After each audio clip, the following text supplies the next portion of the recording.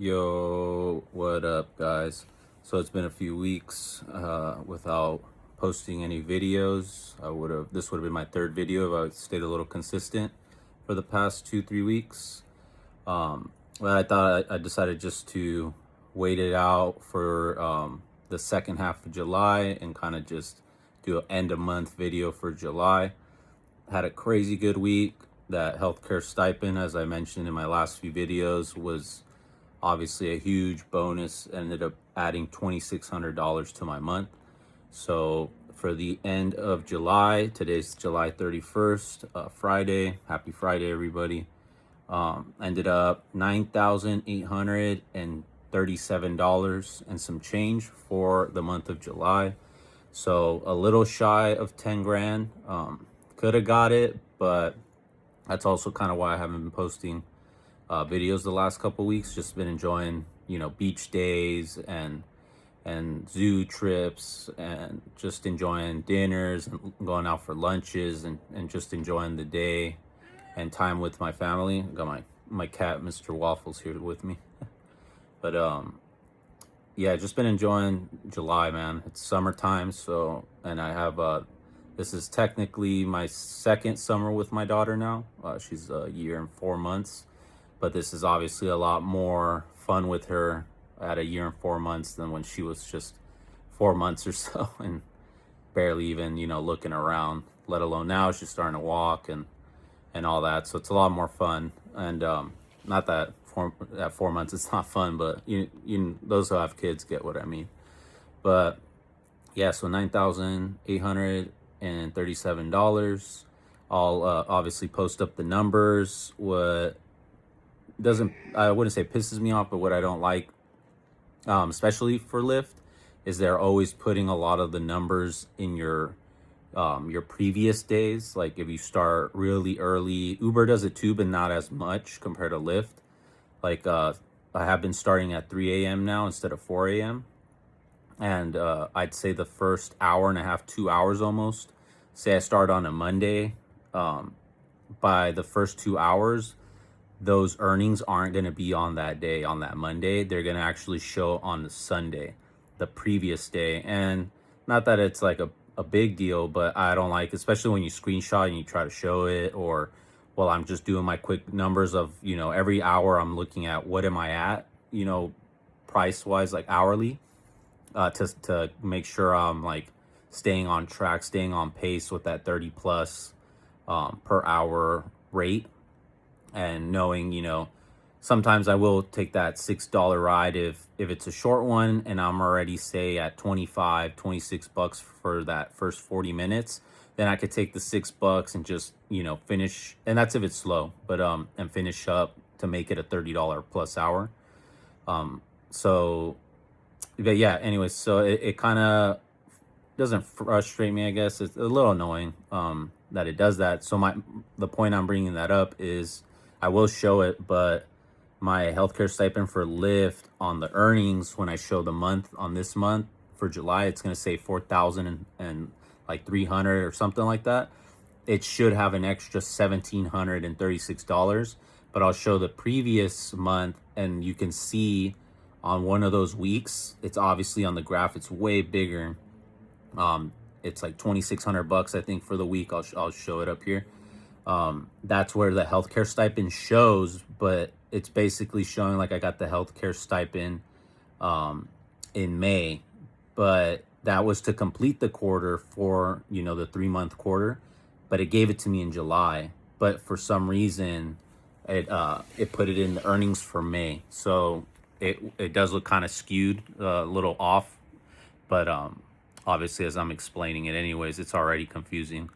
But so with the $1,736 healthcare stipend from Lyft plus Uber, I'll show like all the weeks of Uber on that $1,610 week you see up there. On that week is when I got the $836 healthcare stipend from Uber. And I don't count those last 2 days on that, or the first 2 days on that $1,610 week, because that's for the month of May. So that wouldn't count for July, which would be cool if it did, because then that would be over a $10,000 month.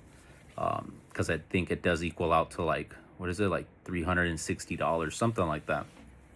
So we would have had almost 10,000 something dollar month for July.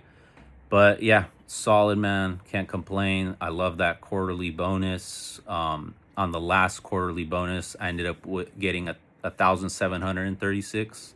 But since I've been turning it up on the hours, ended up with a $2,600 quarterly bonus.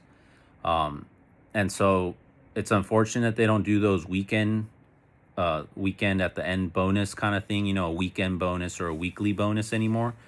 But at least here in California, I know it's unfortunate for those who don't have it. I do see it as that extra bonus because it is over 200 per week bonus. If you divide it up, that $2,600, it's 800 and some change per month. So it's basically like a 215, something like that, bonus that you're getting every week, as long as you're putting in the constant hours. So it's unfortunate it's not a weekly bonus, but it is a quarterly bonus. And so I am on a pace to get over 10 grand in bonuses this year. And so I did see the lowest you can make on these healthcare bonuses would be like 3,200 in a year, and the highest, which I don't think anybody can hit it. I mean, well, I shouldn't say that, but it'd be insane to try and hit the max out healthcare stipend bonus, which is like 14 grand almost. It's like 13.9K. Which I won't be too far off of it. Because I'll be finishing up like around $10,400. So I'd be short like 3,000 or some change. But I would have to work. I already work 50 to almost 60. I'd say on average I work 55 hours per week. So in order to hit that extra 3,000 or so in a year, that means I'd have to work like 65, 70 hours every week. And I don't think personally that for me, that's not sustainable for me personally. I know there's some drivers that could do it, but I'd say it's very, very few. So yeah, anyways, before I start crazy rambling, numbers are 9,837 so far. A couple tips keep coming in. One just came in a little while ago, so I ended adding that up right before this video. But I mean, solid, dude. Almost 10 grand for the month. Next healthcare bonus of $2,600, which I'm on pace for it again, is October. Payout would be in first week or so of October. So that'll be a pretty cool bonus right there. And we are getting in those last 3.5 months of like constant money before we hit the holidays. And probably these holidays, I'm going to hit a lot more Instacart once we hit Thanksgiving. And once we hit Christmas and stuff, a lot more people are going to be shopping and they're not going to want to go to the grocery store, stuff like that. Because I haven't been doing any DoorDash or any Instacart, just Rideshare, because it's really good right now. A lot of tourism in San Diego and all that. So, and I did want to probably not the very next video, but we'll see, because it will take me a little bit of time. I want to do a like real breakdown on my strategy, and kind of how I go about this from the car to like how to save on gas, what rides I'm taking and why, and my start time, all that, and really break it down for like a rookie who's just starting out. But I'm sure like some of the advanced people will get something from it too, at least just to hear someone else's strategy on how they're personally doing it. And I kind of have tweaked my strategy just a little bit, not too much. I was kind of like a little bit all over the place. Every week would be 55 hours per week roughly. But on Monday, I'd crank out 12 hours. Next day, on Tuesday, I would do 6 hours, a little bit inconsistent, but it would always come out to 55. Now I'm just kind of staying more consistent on no more breaks, really. Like I'm eating my breakfast while I'm on my way to go pick someone up. I don't even stop to eat, nothing like that. Just literally to go to the restroom and keep driving. I don't get gas anymore until the end of the workday and make sure it's full. Whereas before it's like, I'm tired, long 12-hour shift. I'm just going to go home. I'll pump gas tomorrow and Of course, during the busy time, I gotta go pump gas, and it kills, you know, the momentum and the earnings. So now I'm starting, instead of 4 a.m. every day, I'm starting at 3 a.m. But now every day I'm done by like 12:30 p.m. the latest. So now I get to spend more time with my family. Even though I was already spend a good decent time with them. But you can never spend enough time, especially when you have a newborn.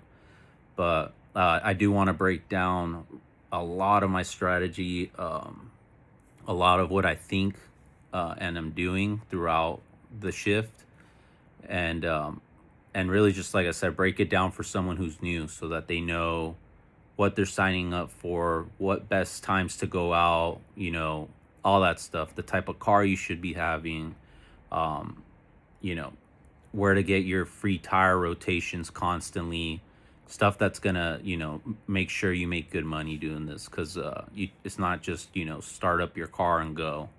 There is strategy to it, and so I at least want to break that down in a video.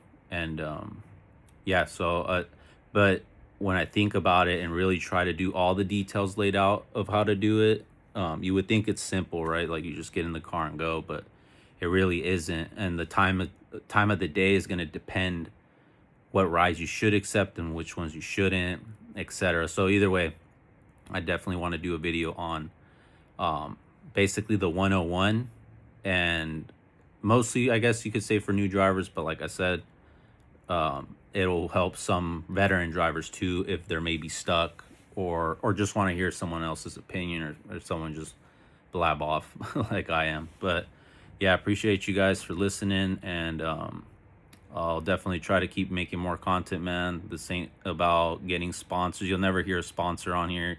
You're never gonna see me holding a can of some drink and being like, "Here's my promo code." I really don't care about that. I'm really just trying to help out people, just how I got helped out by doing a simple search on how do I make the most money doing Uber and Lyft, and coming up on videos that, you know, oh, you can make 2,000 per week, you know, doing this. And those people help me, you know, a lot. And I don't find a lot of those channels, not to say that they're not out there, but it's also kind of hard. I've noticed a lot of them also, just how I took 2 weeks off, aren't constantly dropping content, you know, because you got to have a life too, dude. It's like, the people I see dropping a lot of content constantly, it's because this is all they do for a living.